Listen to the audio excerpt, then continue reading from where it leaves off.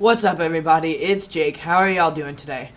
I had a question posed to me on my channel by a subscriber named Ruck All the Fools, and he asked me how did I go about getting testosterone and acquiring it and the whole process that is involved with starting T. So I was just going to go ahead and outline the way that they do it here in St. Louis, at least the therapist that I went to. Everybody's going to be different, so the cases, on a case-by-case basis may be considered differently. But let's see. So back in March, when I started binding, I started definitely full-time thinking about the fact that I may or may not be, but most likely was transgendered. So therefore I started binding my chest. I started searching around on the internet for packers. I waited a long time actually to buy a packer just because I wanted to be sure that it was a good product. And the one I have is good. I've had it for a few months, but it's starting to kind of fall apart. So they need to be replaced about every 3 to 6 months depending on how much you use it, how wet it gets, and all kinds of stuff. But anyway, that has nothing to do with testosterone. So in April I moved to the city, and I think May is when I began my therapy. I can't really remember. May, June, July, August. Yeah, that would make sense because it's 3 months. So the Harry Benjamin Standards of Care, which is a standard set in place for psychotherapists to use as a guideline to determine whether or not their patient is transgendered, has identified as transgendered their whole life, and understands the full weight of taking hormones and the benefits and the risks and all of that. So basically, it's like something like a 15-page document outlining all of these different questions and points, and if this patient is transgendered, they will have this, this, and this, and just basically a lot of hypothetical BS. It talks about the real life test, which I don't agree with, and I told my therapist about that. I do not agree with a real life test of living your life for 1 year as the gender that you perceive yourself as, because chances are, if you're really transgendered, you've been living that way your whole life, or you have oppressive parents who won't let you express that side of your gender, so that's unsafe and you can't live in your household and do that. Or you try to live in the opposite gender that you were born as, the one you feel inside, and you don't pass for shit, so you get pretty much picked on the street because people will notice you and point you out. And all of those things are very dangerous and sad and not acceptable situations for trans people to be forced to be in. So I did not do any kind of real life test. Binding to me in the beginning was my test. It was seeing how people read me with a flat chest, and if I felt more confident that way, which I definitely do. I also feel more confident when I wear my packer out. But anyway, again, nothing to do with T. So the Harry Benjamin Standards of Care, and you can look it up. Just Google Harry Benjamin SOC. You'll find it.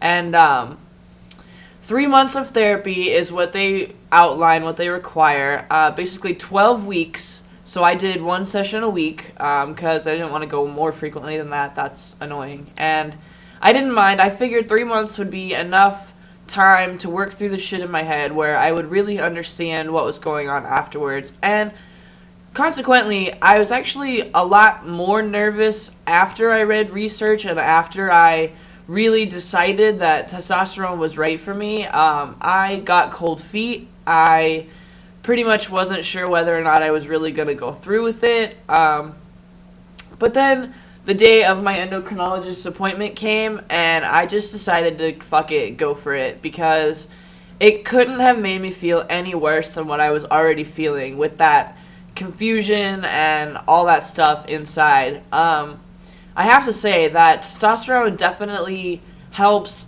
clear your mind. If you're like a very anxious, like F to M, and you have like a lot of like depression, anxiety, just can never turn off your brain type of symptoms, testosterone will definitely help you with that. I think honestly, it's the estrogen. It's the way women are programmed that their brains just never stop running. Like, women overthink everything. They overanalyze and just pick apart every little situation. And if you ever notice, the reason why women always think that men don't care is because men just have a way of processing it differently, and we can compartmentalize, I would say, our emotions and come back to them when it would be more productive to actually feed into that. Again, but that's more things that I've noticed from testosterone, at least with my body. So I did the 12 weeks of therapy. We talked about gender, we talked about my family, my career, my life goals, and then I got the letter, which I have a video on here of reading the letter that I got from my therapist. Well, I paraphrased it because I can't put it on here word for word. I don't want anyone copying it now.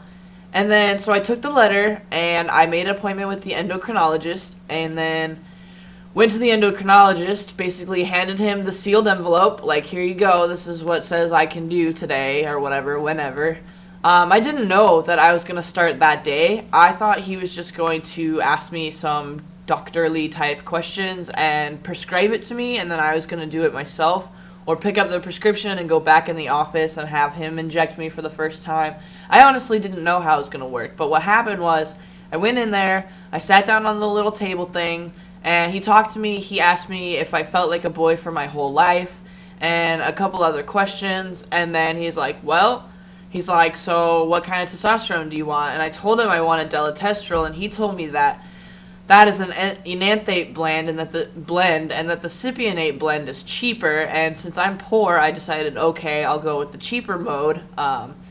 So I bought the cypionate, and he shot me with the cypionate that day and told me what my dosage and my schedule was, and from then on, I've been able to do it at home. He recommends 1 full cc every 3 weeks, but that peaks me really high and makes me really grumpy, and then it troughs me really low, and I get super depressed and don't want to move. Like, I get really moody, and all my joints hurt, and it's just a miserable feeling. Starting testosterone in the first, 8 to 10 weeks, at least for me, has been like being on birth control. I know that when I was in the Navy and got Depo-Provera injection, my appetite went through the roof. My moods, my bipolar disorder, it's undiagnosed, but I'm pretty sure that I have a mild form of bipolar called cyclothymia. And so that just went absolutely rapidly batshit. It was out of control when I was on Depo. And then these past 8 weeks, my friends have really been telling me that I've been kind of a jerk. I've been kind of an asshole. And I've noticed personally that I can't stop eating when I get hungry, I need to freaking pound it down. And it's probably not a good thing because I've gained a little bit of weight, just not much, maybe 5-7 pounds, which I could easily lose if I would just commit to working out every day, which actually I'm definitely going to work out today, because as you see this big open space behind me, that's perfect for doing yoga and push-ups and all kinds of other stuff that I need to get into. But basically, I don't know. I think that overall testosterone has been very, very good for me, despite the fact that I don't agree with the Harry Benjamin standards. I think that informed consent should be all that you need to acquire testosterone, but at the same time, in the beginning, when I was going through the therapy, I saw a major, huge value in talking to the therapist and working over your gender issues, even if it's just to hear yourself talk. Sometimes you kind of need to know what exactly it is that you think and what kind of ground you stand on in order to really establish yourself in your trans identity and justify your reason for moving forward with, hormones or eventually surgery or just overall your whole gender transition, becoming and embracing what it really means to be a transsexual, because that's a big social stigma, and if you can handle that, you can handle anything in the world. I got read as male 3 different times yesterday by people I don't even know, And so I think it's due to my voice. I think I'm actually really starting to pass now, which is crazy awesome. But like I said, those are people I don't know and they've never met me before, so that's really like comforting. But at the same time, people I do know are still like calling me she and referring to me as her, and I'm like, haven't you guys noticed my voice has gone down like 3 octaves in the past like 2.5 months? Like, and my face looks different, and everything about me is different. My back, the way that I walk, like everything is different, and people are still thinking that I'm the same old person. And I guess, I mean, internally, I'm still quote unquote the same person, but I also think that I've evolved a lot through my transition, and I feel like from whatever they knew me as, it's been a long time, and I'm very distinctly different. My interests are different. The way that I go about life is different.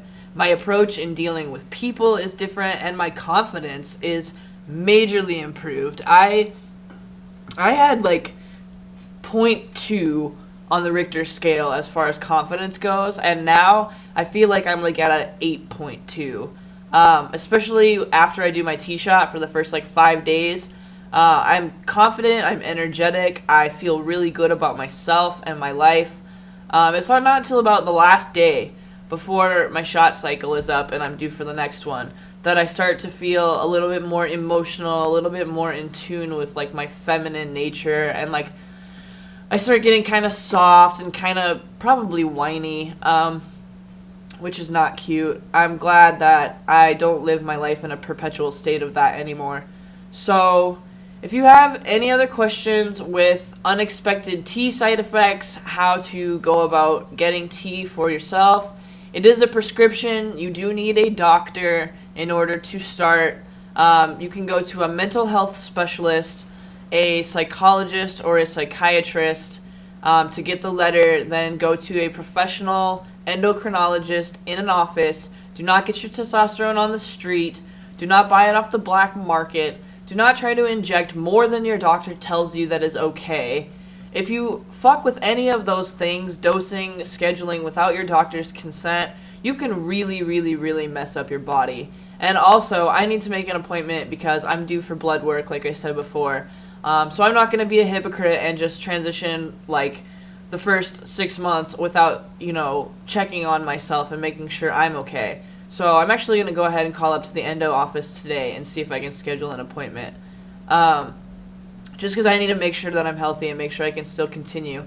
And who knows, maybe I'll even be able to increase my dose or frequency. I don't think I'm ready for that yet, but it's okay. Still don't have any body hair yet either, which is crazy because like I said, I'm over 10 weeks. I'm actually closer to 11 weeks on T now, because Monday will be 11 weeks. But I still don't have any more body hair than the day that I started. But that's okay because I could wait forever for that. I don't want body hair. Even though it's freezing in my apartment, they haven't turned on the burner or the boiler or whatever the fuck it's called yet.